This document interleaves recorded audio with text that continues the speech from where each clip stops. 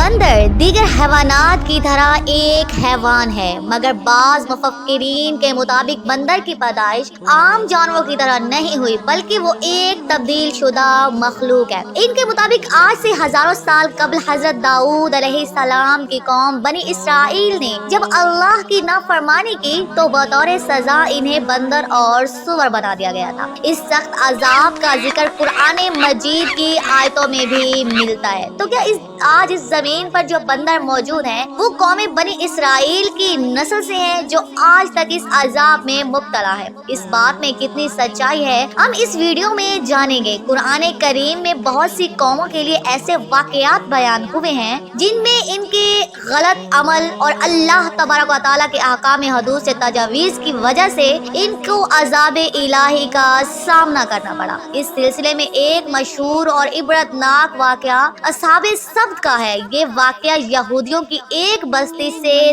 ताल्लुक रखता है। ये वाकया हजरत दाऊद अलैहिस्सलाम के दौर का है। इस जमाने में हजरत याकूब की औलादें जो बनी इसराइल कहलाती थी, इनकी आबादी लाखों में थी जो अर्ज़ फलस्तीन और यरूशलेम में आबाद थे। इनमें से ही एक कबीला बनी इसराइल से अलहदा होकर एक दरिया के किनारे एला नामी बस्ती में आबाद हो गए। इन लोगों की तादाद 70,000 के करीब थी और ये निहायत ही सरकश और नाफरमान लोग थे। इन लोगों ने अक्सर कामे अहकामे तौरात के खिलाफ शुरू कर दी, जिनके मुताबिक जो कि हराम करदा चीजों को उन्होंने अपने ऊपर हलाल बना लिया और मूसा अलैहिस्सलाम की शरीयत के मुनकिर हो गए। ये कौम जिस दरिया के किनारे आबाद थे, इसमें कसरत से मछलियाँ मौजूद, लिहाजा ये लोग इस जरिए से मछलियाँ पकड़ते और इन्हें बतौर ग़िज़ा इस्तेमाल करते थे। नेज़ इन मछलियों की खरीदो फरोख्त भी किया करते थे। लिहाजा अल्लाह ने इन्हें एक आजमाइश में डाला। हजरत दाऊद अलैहिस्सलाम की इस कौम को ये हुक्म मिला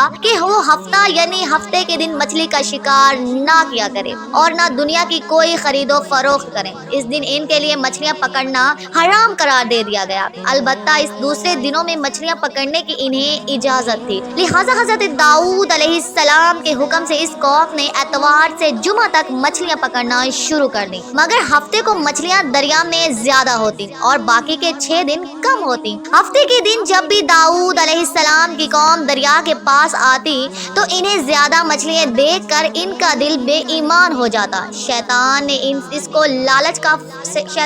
इनके इस लालच का फायदा उठाकर इनको उकसाना शुरू कर दिया। उन्होंने सोच लिया कि वो दरिया में जाल लगा दिया करेंगे और एतवार को पकड़ लिया करेंगे। इस तरह कुछ लोगों ने जाल लगा लिए और कुछ लोगों ने छोटे छोटे घर तक बना लिए और इस एवज के दरिया तक का रास्ता बना दिया। हफ्ते के दिन जब इन होल्स और जाल में आ जाती तो वो इसको पकड़कर खा लेते। इस बस्ती में अल्लाह के कुछ नेक बंदे भी मौजूद थे जो कहने लगे, ऐ लोगो, अल्लाह ने हफ्ते के दिन के शिकार करने से मना किया है। ये जो तुम जाल फेंकते हो या छोटे छोटे बनाते हो, इनमें हफ्ते के दिन अगर मछली फंसती है तो ये शिकार हफ्ते के दिन का होगा। अल्लाह के इस अजाब से डरो, अल्लाह की नाफरमानी ना करो। वो लोग इन लोगों का मजाक उड़ाने लगे कि हमारी जो मर्जी होगी हम वो करेंगे।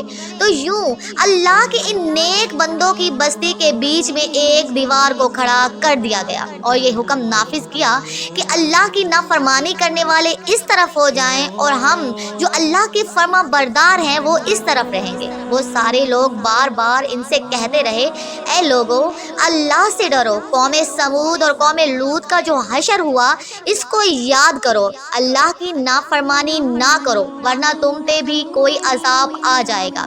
वो सारे नाफरमान जिनकी तादाद 12,000 के आसपास थी, सब हंसते रहे और कहने लगे, ये तो सब ताबी बातें हैं, हम पर कोई अजाब नहीं आएगा। बस जैसे ही वो ग्रोह 2 हिस्सों में तकसीम हो गया, एक वो जो अल्लाह के फरमा बरदार थे और दूसरे वो जो अल्लाह के नाफरमान बंदे दीवार के इस तरफ थे। वो नाफरमान पूरी रात हंसते रहे, मजाक उड़ाते रहे और अल्लाह के खास बंदे दीवार के इस तरफ अल्लाह اللہ سے معافی مانگتے رہے۔ اگلے دن جیسے ہی صبح ہوئی وہ نیک صالح انسان اٹھے، انہوں نے محسوس کیا کہ دیوار کے اس طرف کسی انسان کی آواز نہیں آ رہی تھی۔ جیسے ہی دیوار کے اس طرف چڑھ کر دیکھنے لگے تو دیکھا کہ سارے کے سارے لوگ بندر کی شکل میں تبدیل ہو چکے تھے اور بندر کی حرکتوں کو انجام دے رہے تھے۔ ان لوگوں میں سے جو ان کے رشتہ دار تھے، انہوں نے ان بندروں کو کپڑوں سے اپنے اپنے رشتہ داروں کو پہچانا